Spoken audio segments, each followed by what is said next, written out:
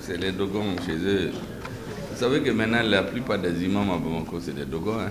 Il y a beaucoup de guindos dans les mosquées. Depuis les indépendances, il y a beaucoup de conversions à l'islam. Donc ce n'est pas seulement en Europe que l'islam progresse, ça progresse beaucoup au Mali. Et donc, je ne sais pas ce que vous voulez nous rappeler. Bonjour tout le monde. Vous allez me permettre de faire l'économie des aspects protocolaires, parce que le ministre a suffisamment bien énuméré tout le monde. Je crains de me tromper en voulant limiter. Donc je vais me contenter de ce qu'il a épelé ici et vous saluer pour votre disponibilité et d'avoir pris sur votre temps pour venir rester avec nous ce matin. Mesdames et messieurs, l'honneur me revient ce matin de présider la cérémonie de lancement officiel des activités du projet de restauration des terres dégradées au Mali. En cette heureuse circonstance, je voudrais exprimer ma profonde gratitude au président de la transition qui a instruit au gouvernement de prendre les mesures nécessaires pour assurer la stabilité et la paix sociale et améliorer les conditions de vie des populations maliennes et poursuivre les efforts de développement sur l'ensemble du territoire national. Vous savez, souvent j'explique aux uns et aux autres que dans la société, nous avons trois groupes. Vous avez les 80 à 90 à 98%, ça c'est la population. Et vous avez les 2%, 1% c'est ceux qui dirigent et 1% ceux qui s'opposent. Chacun d'entre eux se bat pour convaincre les 98% pour le suivre. Suivant ses arguments, il peut réussir à une élection, il gagne. Il peut organiser une insurrection. Il peut faire autre chose. En tous les cas, l'enjeu réel dans l'action politique, c'est d'avoir en permanence l'œil et l'action rivés sur les 98%. Et notre président a l'habitude de nous dire que le centre de gravité de la transition, ça doit être le peuple. Aussi, mesdames et messieurs, je voudrais remercier et féliciter les membres du gouvernement et plus particulièrement le ministre de l'Environnement et du Développement durable pour cette excellente initiative de restauration des terres dégradées.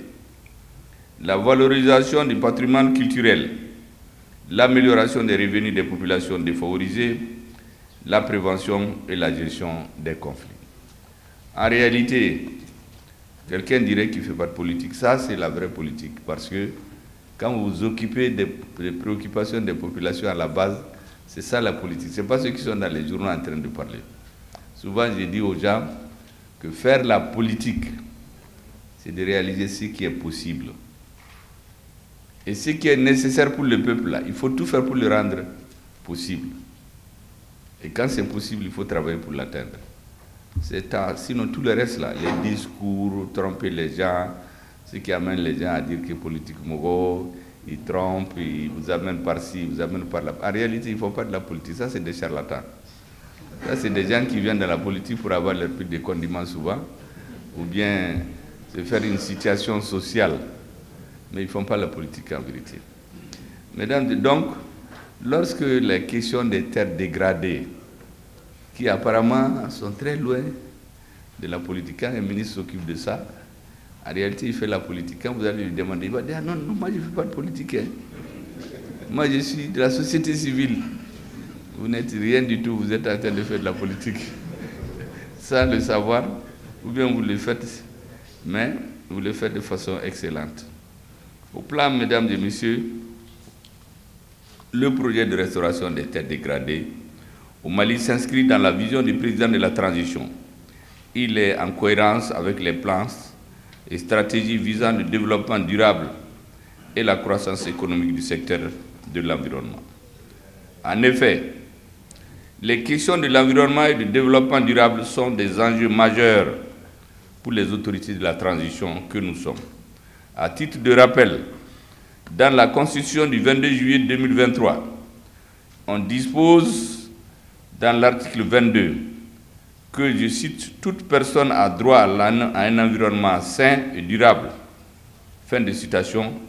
Et dans son article 25, elle dispose, je cite, « la protection de l'environnement et la protection et la promotion de la qualité de vie sont un devoir pour tout citoyen et pour l'État ».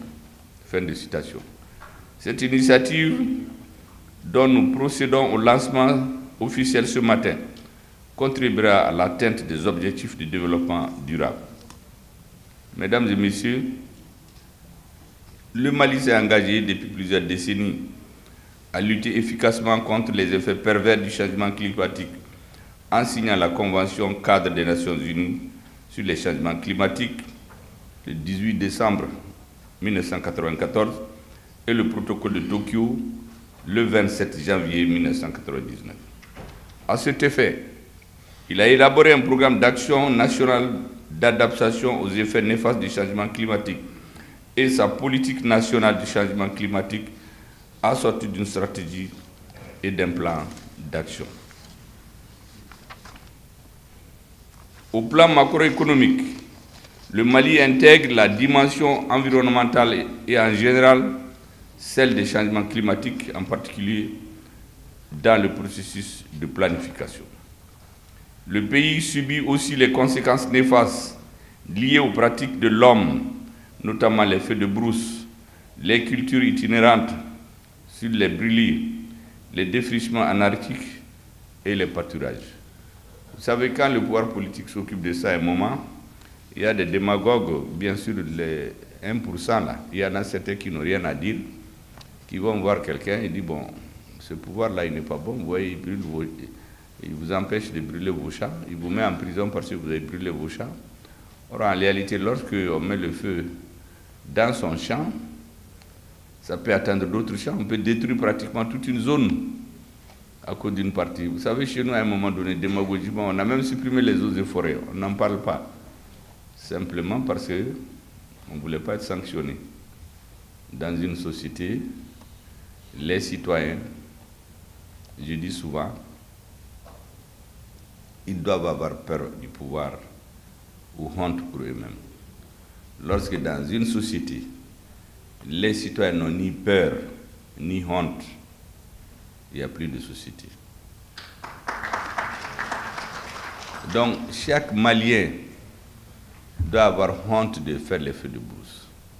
Et s'il n'a pas honte, l'État doit sévir pour qu'il ait peur, pour qu'on garde les équilibres nécessaires à l'avancée de notre société. Mesdames et messieurs, notre pays subit aussi les conséquences liées aux pratiques néfastes de l'homme dont je viens de parler. Ces effets conjugués à ceux des changements climatiques, dont les plus visibles sont les variabilités pluviométriques, la hausse des températures, induisent la recrudescence des sécheresses, l'ensablement et l'assèchement des cours d'eau, la dégradation des superficies cultivables et la perte de la biodiversité. Cette situation affecte sérieusement les grands équilibres écologiques des paysages agraires, entraînant une forte dégradation des ressources naturelles, une baisse drastique de la fertilité des sols et des rendements agricoles et une aggravation de la pauvreté.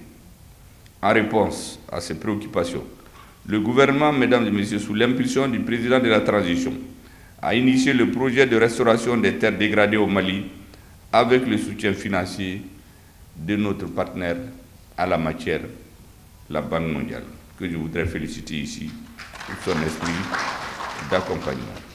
Il a parlé effectivement des représentants de la Banque mondiale. Moi, j'ai l'habitude de la recevoir dans mon bureau. Et je dois dire que, contrairement à beaucoup, elle est très humble dans sa façon de faire et de parler. Parce que souvent, les représentants des institutions, vous savez, quand ils viennent dans les bureaux, certains ont des habitudes que vous connaissez. Moi, j'ai l'habitude de renvoyer un minier parce qu'il est venu en culotte dans mon bureau. Je l'ai dit, dans son pays, il n'ira jamais dans son pays en culotte. Et je lui ai dit de sortir et de ne plus venir chez moi en culotte. Et je demande aux ministres de ne plus les recevoir. Parce qu'ils étaient habitués. Ils viennent, ils parlent au Premier ministre, on dirait un patron. Mais elle, depuis que je l'ai connue, elle a un comportement très humble et respectueux. Vous savez, au Mali, comme on dit, quand tu respectes quelqu'un, tu peux tout avoir de lui. Mais quand tu ne le respectes pas, ça dépend. Soit il est intimidé, il accepte tout ce que vous voulez. Certains étaient habitués à ça. Vous avez des dirigeants qui ont une autre vision. Aujourd'hui, Assimi Goïta, là, c'est Kati Koulouba. Visa T, visa B, ça c'est votre affaire. Donc, vraiment, je voudrais la saluer pour sa vision très modeste. Elle suit ses dossiers de façon très ferme, très courtoise et en respectant ses interlocuteurs. Je voudrais vraiment la saluer de façon spécifique, en plus du ministre. Mesdames et messieurs, en réponse à tout ce que nous faisons, l'objectif est d'accroître l'adoption de la pratique de restauration des terres dégradées intelligentes par rapport au climat et accroître l'accès aux opportunités de revenus au Mali. En outre, le projet vise à restaurer le capital social, le capital culturel et le capital naturel.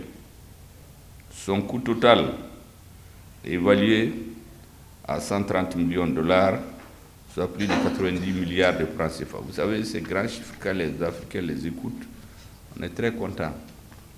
Dans combien de réunions on annonce des grands chiffres, mais on est toujours sur place. Donc je suppose que ce qui est annoncé là, ce n'est pas seulement à nos oreilles, mais ça va aller dans les terres dégradées aussi. Monsieur le ministre. Parce que quand vous écoutez le nombre de séminaires en Afrique, d'ateliers, l'argent qui est annoncé, 10 ans après, c'est les mêmes choses, on est sur place. On n'a rien dégradé du tout. Donc il faut dégrader les terres. Monsieur le ministre. Et vous avez pris l'engagement ici, vous avez inscrit à vos services, et votre partenaire, je crois qu'elle veille avec les yeux d'une femme très vigilante sur nos dossiers. Parce que souvent, on passe les faux débats, droits de la femme, droits de l'homme, mais en réalité, il y a des droits de la femme là, l'homme ne peut pas les exercer, il ne faut pas faire de gros dos là-bas. Là. Quand vous vous retrouvez là, il sait qu'à Blayora là-haut, chacun bidjoyora là. Si tu veux faire ce que la femme veut faire là, tu vas perdre ton temps. Vous savez, quand j'étais malade, un jour, tout le monde pensait que c'était fini. Et puis il y a une femme, elle me regarde, j'ai dit, madame, vous savez, moi je suis très discipliné. Aujourd'hui, là, je n'en peux plus. À cause de Dieu, laissez-moi tranquille. Elle m'a regardé. Elle me dit, monsieur Meka, gardez votre courage. Peut-être que d'ici samedi, ça va aller. Peut-être même demain. La nuit, là, personne ne pensait que j'allais survivre, y compris moi-même, jusqu'à 6 heures. Et depuis 6 heures, ce jour-là, jusqu'à aujourd'hui, je ne suis plus retourné en arrière. Et quand elle est venue, je lui ai dit, madame, c'est votre intuition de femme ou bien de médecin qui vous a fait dire ça? Parce que tout le monde pensait que j'étais mort. Mais depuis ce jour-là, le malade, là, il a refusé de mourir. Elle a souri, elle n'a rien dit. Jusqu'à aujourd'hui, chaque fois que je la vois, je lui demande. Moi, je sais que si c'est un homme, il va se mettre à... Non, non, non, vous savez, nous, on est des médecins. Mais elle ne dit rien. C'est pourquoi je dis que les femmes, là, à Youtuka place, là, dire que vous allez les remplacer ou bien vous êtes des égaux, là, ce qu'elle peut faire, là, vous ne pouvez pas faire. Et c'est ce qui me fait dire souvent, j'ai fait l'avocat des femmes. J'ai dit, dans une société, le respect et l'épanouissement d'une femme, c'est l'un des critères les plus importants. N'importe quel homme, président, premier ministre, je ne sais quoi, mais c'est une femme qui vous a vu nu, qui vous a pris, qui vous a élevé. Quand vous ne pouviez rien, vous n'étiez rien du tout. Ça, c'est votre mère. C'est votre grand-mère qui vous apprend les petits béabas de la vie. Après, quand vous grandissez, moi je parle avec certains amis, vous savez, tout le monde dit, oui, je vais avoir des garçons. Mais il me dit, tu sais, moi je voulais avoir plus de filles. Parce que, quoi. Parce que quand tu grandis là, tes filles pensent plus à toi. Elles ont plus le souci. Les garçons là, tu te fatigues pour lui. Quand tu l'appelles, son téléphone est toujours sur répondeur. Mais si sa fiancée l'appelle là, il prend même avant le premier appel. Mais ta fille, elle est toujours à ton écoute. Donc, préservons les femmes, faisons en sorte que les femmes s'épanouissent dans notre société. C'est de la lâcheté que de s'acharner contre une femme. Tous les hommes qui s'acharnent contre les femmes, d'une façon générale, il peut y avoir des aspects dans quelques parties de la société, mais c'est de la lâcheté. Parce que c'est simplement parce qu'il se croit physiquement plus fort. Mais en réalité, il est faible. C'est une arme des faibles. J'ai vu un homme qui s'est permis de couper les deux bras de sa femme. Mais j'ai dit, ça c'est quoi ça? Heureusement, on ne l'a pas trouvé parce qu'on est en train de le chercher encore. Et quand j'ai reçu sa femme, le ministre de la Santé nous l'a amené. Il dit que l'État a une obligation de lui payer des prothèses et lui donner de quoi recommencer sa vie. Parce que je suis sûr qu'elle va donner naissance à d'autres citoyens. Peut-être notre pays aura des nouveaux génies à partir des enfants qu'elle va donner. Et donc chaque fois que nous avons la possibilité d'aider une femme qui est dans une responsabilité ou la protéger contre l'injustice, il faut le faire. C'est bon pour notre société. C'est une digression que j'ai faite parce que ce projet, j'ai la conviction qu'avec l'engagement du ministre et de son partenaire de la Banque mondiale qui est une femme, je suis sûr que cette affaire-là, elle pourra aller loin. Donc les terres là, il faut les dégrader.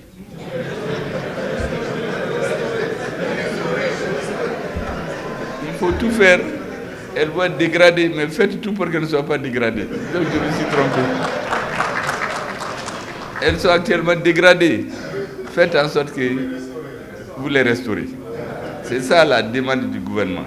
Et comme ça, les 90% là, vous pouvez être sûr que nous, on va les avoir avec nous. Parce que les autres aussi s'organisent. Il ne faut jamais dormir sur les lauriers. Aujourd'hui, vous avez les 1% là. Il y en a qui n'avaient jamais cru qu'on pouvait prendre Kidal. Ils disaient qu'il faut aller aux élections.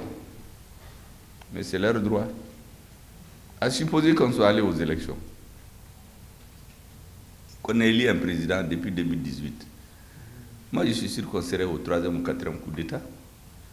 Parce que le problème principal des transitions au Mali, c'est l'insécurité. Tous ces pays-là, les militaires maliens, là, ils ne se sont pas levés venir prendre le pouvoir. La même chose au Burkina, la même chose au Niger, c'est l'insécurité. Et aussi longtemps qu'on n'a pas amorcé la résolution de l'insécurité. Toute personne que vous allez élire, il va chercher des passeports. Quand ça ne va pas, il rentre dans un avion et ses parents prennent le train d'atterrissage des avions, ils s'en vont. Mais ils ne règlent pas le problème. Mais ceux qui sont derrière, ils ont un objectif. On va continuer, désorganiser, et dans 30-40 ans, c'est une autre Afrique qui va se dessiner. On avait chez nous le terrorisme confiné au nord du Mali. 50 000 forces étrangères.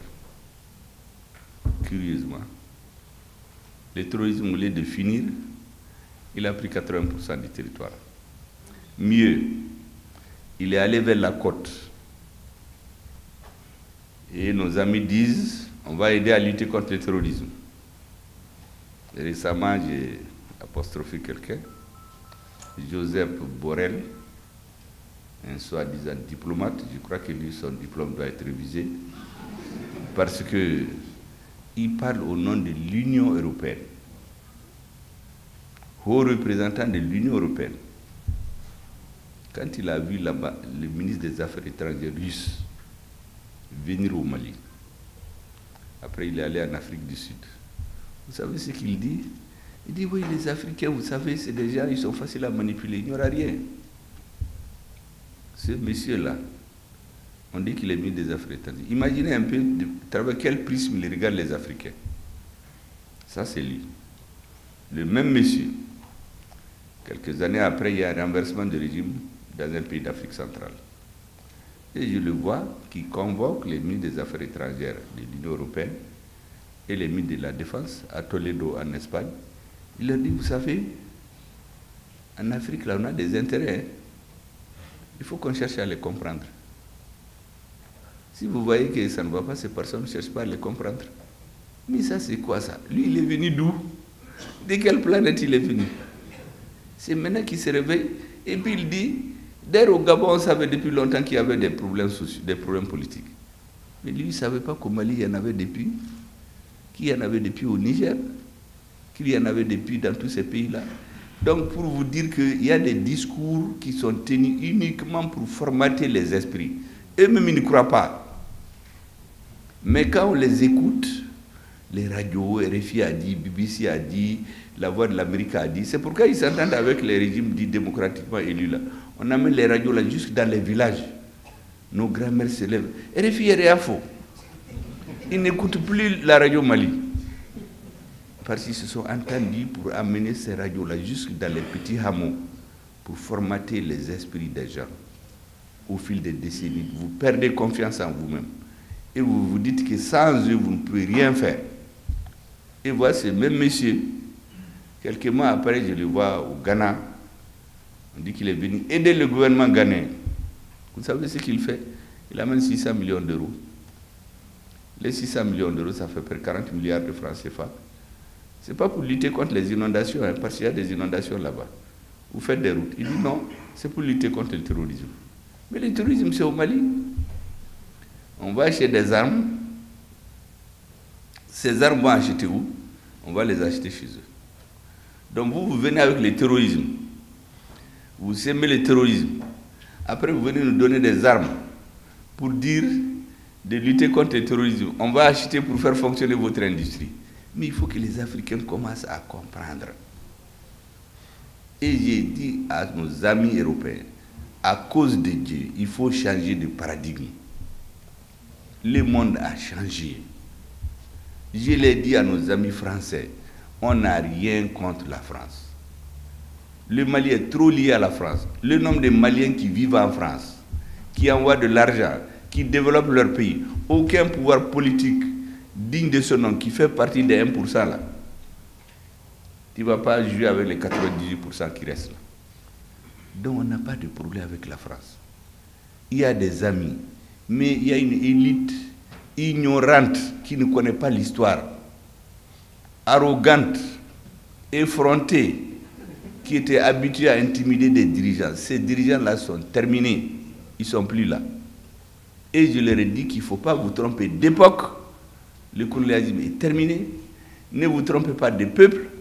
Notre peuple est habitué à résister. Du 22 septembre 1878 à Saboussiré, la bataille, jusqu'au 16 mai 1916 à Ndrabouka, 38 ans ont été faits pour dominer notre peuple. Mais il y a des peuples qui ont colonisé en 6 mois. Et enfin, il faut se tromper d'interlocuteur. Il ne faut pas se tromper. Vous avez des dirigeants avant, ils mettent des grosses cravates, ils sont bien parfumés, ils descendent de l'avion, ils portent des lunettes, tout le monde a perdu, ils viennent de Paris. Mais ça, c'est fini. Assimi Goïta n'a pas besoin. Vous voyez, il a la même tenue, il quitte quand il est dans ses bureaux. Moi, je suis dans mes babys bizarres qu'on n'accepte même pas à Paris.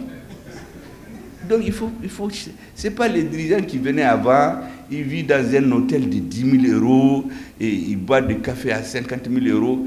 Ils se moquent de lui. Parce que ces hôtels-là, c'est pour les stars.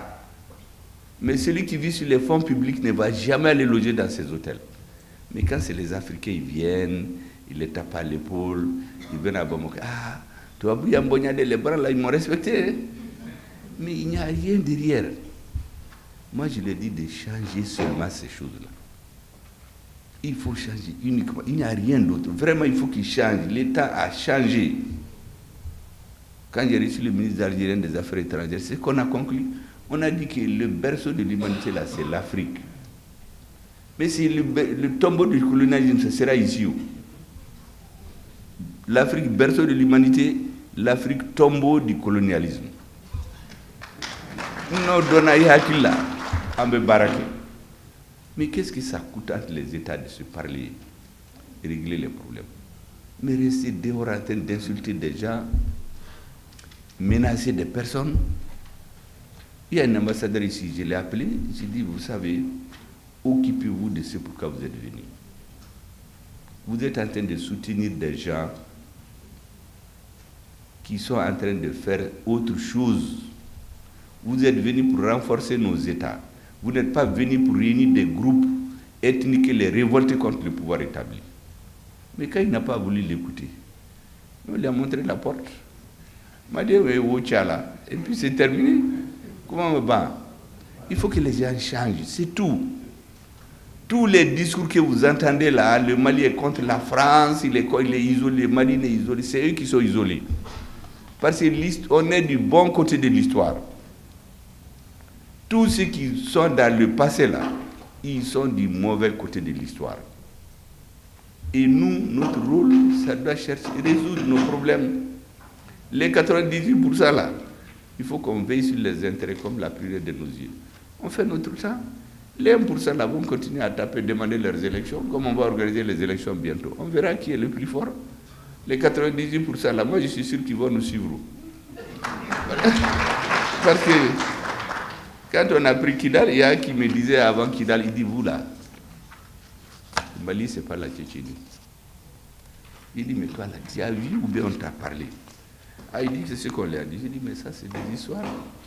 Mais quand on a pris Kidal, il m'appelle que lui, il veut venir nous féliciter. J'ai dit, nous, on n'a pas fait pour être féliciter. Hein. Nous, on a fait parce que sans ça, là, on ne pouvait rien résoudre. Mais maintenant que ça s'est fait, là, on doit avoir l'intelligence de vous appeler. Si jamais ceux qui gagnent la guerre à Kidal là, croient que le Mali, c'est pour eux, c'est qu'ils ont passé à côté. Parce que gagner la guerre, là, c'est une minorité déterminée. Mais gagner la paix et développer le pays, ça, c'est tous les pays, tous les enfants du Mali. Quel que soit leur positionnement politique, social et autre avant. Parce que la vérité est sortie maintenant. Il ne faut pas rester dans le passé. Moi, j'ai des parents qui étaient dans une orientation politique contraire à moi, mais quand on enterrait les gens dans les fosses communes, lui ne savait pas qu'il y a un individu qui fricotait avec des étrangers pour détourner l'argent et on enterrait nos militaires. Et on l'invite là-bas devant le Sénat. Ah, il va dire au Mali, il n'y a pas de militaires. Dès que vous tirez, il fuit. Mais qu'est-ce qu'il faisait en ce temps? Quand dans un camp, on doit envoyer 200 personnes, c'est 200 qu'il y a sur la liste. Mais quand ils quittent en réalité, ils ne sont que 100. Les 100 autres, parce que comme la corruption a même gangréné l'outil de défense. Sur le champ, il n'y a que 100 qui vont. Sur les 100, il n'y a que 50 qui ont les armes en réalité. Et sur les 50, il n'y a que 25 qui ont des armes chargées. Vous avez un chargeur. Les terroristes et les sponsors vous étudient pendant des semaines. Ils savent, ils se rendent compte qu'en réalité, il n'y a pas 200. Il n'y a pas ça, il n'y a même pas 50. Ils s'organisent, ils tombent sur vous un jour. À 200, 300, ils vous tuent tous. Lui, là, tu as une chaîne de balles, il tire à volonté. Toi, tu n'as que ton chargeur qu'on t'a donné dans la capitale, qu'un politique a acheté pour te donner. Parce que les militaires n'achètent pas les armes. Mais quand cette balle-là, ce chargeur finit, qu'est-ce que tu fais? Ou bien tu fuis, ou bien on te tue. Donc celui qui a fait ça, c'est ce politique-là. Mais c'est le même qu'on va amener ailleurs, qui va se moquer de l'armée, et puis on formate le cerveau. Au fil du temps, les Maliens vont se dire, ah, on va se faire là. Vraiment, tu vas vous mana, on va y refaire. voici le système qu'il y avait au Mali. Moi, je passe mon temps à expliquer aux gens, parce que c'est des aspects que beaucoup ne comprennent pas. Tout ce que vous entendez, force internationale, Takuba, G5 Sahel, Barkhane, MINUSMA, c'est la même chose. C'est une camisole de force qu'on nous a mis sur la tête pour nous maintenir sur 20, 30, 40 ans. Disloquer l'État et combiner avec une élite oligarchique qui a 2, 3 passeports. Quand ça ne va pas, ils prennent leurs femmes, ils s'en vont et ils ont le pays à volonté. Kidal, je termine par ça. Les jeunes de Kidal, les jeunes Touaregs du Nord, il y a des routes qui sont faites. Les ministres sortent tous les ans l'argent pour entretenir la route. On n'a jamais construit la route. A fortiori l'entretenir. On a sorti des milliards pour faire des forages. On n'a jamais fait de forage. Quelques individus corrompus qui appartiennent à l'élite se retrouvent à Bamako. Ils prennent des sacs d'argent, ils se partagent, ils construisent des châteaux. Ils ont des passeports, ils vont à Paris, ils vont à New York. Le président les reçoit et notre pays était devenu esclave dans notre propre pays, esclave d'une oligarchie composée d'hommes politiques, de militaires, de juges. En tout cas, ils sont peut-être un millier. Mais ça, là, si les Maliens ne comprennent pas, ils vont continuer à dire que le Premier ministre, là, il est clivant, il ne veut pas entendre. Mais quelqu'un qui a détourné l'argent de nos hélicoptères, moi, je peux entrer dans la même maison que lui en tant que Malien, mais on ne peut pas sortir de la même. Ante Boda Kelen fait où? Ambe Doda Kelen fait parce qu'on est tous des Maliens. Mais Ante Sika Boda Kelen fait où? Et Boto Nika d'ailleurs, on va te prendre. Il y a beaucoup qui ont fui d'ailleurs. Donc vraiment, il faut que vous compreniez, même les partis politiques, je leur explique. Ce qui est passé là est passé. Venez, on refait le Mali. Parce que tous les Maliens sont les mêmes. Même dans les salles de réunion, je l'ai dit, même à la réunion officielle, quand vous regardez, j'ai dit les 98% de vous n'étaient pas pour le changement le 18 août. Parce que vous ne saviez pas ce qui se tramait. Maintenant que vous avez compris, laissez le passé, venez ensemble pour reconstruire notre pays. Parce que les autres regardent le Mali. Tout le monde nous regarde. Toute la planète nous regarde. Les gens se disent, est-ce qu'ils vont tenir? D'autres disent, ah, vous savez, les Africains, ils sont en train de faire du bruit seulement. Dans 5-6 ans, ils vont s'étouffer. Nous n'avons pas le droit. Parce que si on réussit là, c'est le monde qui va changer. Moi, je suis convaincu sur cette ligne-là. Les gens vont changer. Même les Français, ils vont finir par dire la vérité à leurs dirigeants. Arrêtez de mentir. Vous avez vu ce ministre de la Défense qui dit, oui, en 2024, c'est les terroristes qui vont occuper le Mali. Heureusement qu'on l'a catapulté, je ne sais même pas où est-ce qu'il est. Il y a un autre ministre de la Défense, certainement, qui a un autre discours. Mais ça, c'était pour nous mettre dans la tête seulement, pour nous fragiliser. Sinon, à partir de quoi il va dire ça? Ou bien des agents, des officiels qui vont dans les réseaux pour dire que vous savez, au Mali, au Burkina, là, ça ne va pas là-bas parce qu'il y a longtemps qu'on n'amène pas des militaires chinois en stage. Donc il faut amener des militaires. Et quand les militaires vont, il faut recruter parmi eux des gens qui vont faire leur jeu. Ça, c'est un haut gradé qui dit ça devant les sénateurs. Et vous savez que séance tenante, on a dégagé 30 bourses. Je connais les pays où ils les ont donnés. Donc c'est des futurs militaires qui vont faire leur jeu. Est-ce que vous imaginez ça? Où des gens vont s'asseoir dans les médias, le Niger, le Mali, le Burkina, ça ne pourra plus aller comme avant. Maintenant, là, il faut laisser les anciennes méthodes. Il faut chercher à éliminer les dirigeants. Des gens vont s'asseoir dans les médias pour dire qu'il faut chercher à liquider physiquement des dirigeants. J'ai dit au ministre de la Défense, recenser tous ces gens-là qui parlent, tous ceux qui vont le dire dans les médias là, recensez-les tous. Parce que c'est officiellement qu'ils viennent dire qu'il faut porter atteinte physiquement aux dirigeants des pays de l'AES. Ils croient qu'ils blaguent, nous on ne blague pas. Ça c'est des choses concrètes. Mais pourquoi tout ça? Pourquoi ne pas venir parler seulement avec nous en tant que pays? Mais les gens ne sont pas habitués à ça. Vous avez entendu dans le discours de Assimi Goïta, on l'a appelé d'Europe pour lui dire, celui-là doit être président, Premier ministre, président de l'Assemblée. Mais il leur a dit que cette fois-ci, là, c'est lui-même qui sera président. Maintenant, le reste, là, Abenyana Bokofe. Le président du Niger, quand ils avaient la crise, il y a un pays européen qui voulait venir faire la médiation. C'est le président français qui l'appelle. Il dit, hey, le Niger, là, ce n'est pas pour vous, c'est pour la France. Il ne faut pas parler avec eux. Ça, c'est le président du Niger qui a dit dans son interview. Il n'a pas donné le nom du pays. Moi, je connais le pays, je ne veux pas donner le nom aussi. Même les messieurs qui voulaient désigner président, premier ministre et président, moi, je les connais, ils sont au Mali. En tout cas, comment faut eux aussi veulent être présidents. On les attend de pied ferme. Mais vous imaginez ça? C'est tellement simple de civiliser nos relations, parler entre partenaires, au lieu de continuer à nous prendre comme des enfants. On fait le G5 Sahel. Au lieu d'aller prendre l'argent, on dit non, non, non, asseyez-vous. C'est quelqu'un qui va collecter 100 millions dans certains pays. Il vient, il met les 90 millions en poche. Il prend 10 millions, il prend des vieux équipements chez lui, il les repeint. Et il les amène dans nos pays.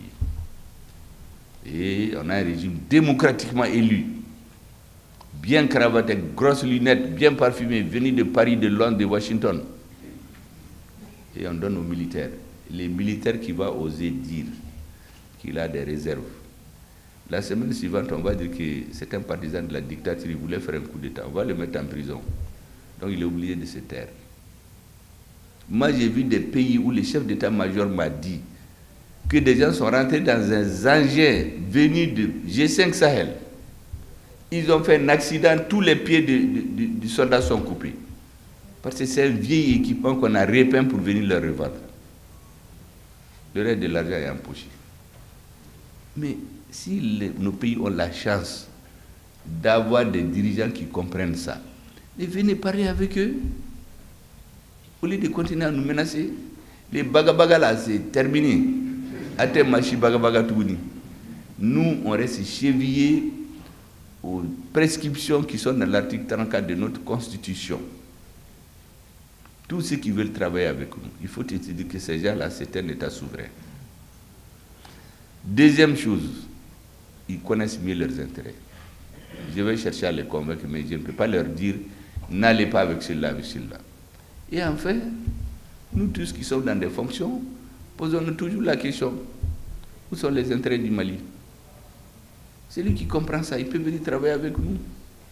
Vous avez vu, j'ai fait toute cette digression-là parce que nous, on a une mission d'éveil de conscience. Chaque fois que moi je viens dans les réunions, les discours techniques là, le ministre sait le faire mieux que nous. Moi je veux que l'histoire, parce qu'on nous a volé notre histoire, on a caché, c'est la partie qui arrange qu'on nous montre. C'est pourquoi depuis 6 mois, moi dans tous mes discours, les 2 tiers c'est sur l'histoire. Pour que les Maliens comprennent ce qui est en train de se passer autour d'eux. Je sais que même les militaires là l'écoutent. Vous croyez que si vous m'amenez à Kidal, vous dites de prendre Kidal là, mais bonjour les dégâts, Kidal ne va jamais être pris. Moi je vais aller haranguer les gens là-bas. Mais un soldat qui vient avec son fusil là, il prend des risques, c'est lui qui prend Kidal. Donc Beki Jojo Yorala. Donc si certains pensent que le président a fait hors sujet, il a fait exprès.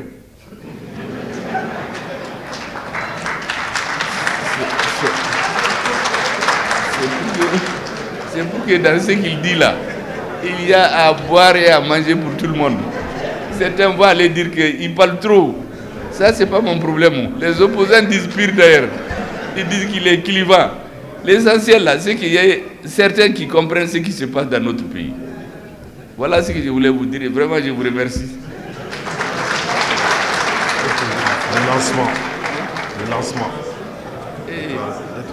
Vous avez vu, je voudrais donc, monsieur le ministre, donc les têtes dégradées, la cérémonie là, je la déclare lancée officiellement. veiller à ce que vraiment les terres dégradées là, tu les réhabilites. Moi, je vais continuer mes discours jusqu'à ce qu'on nous laisse en paix.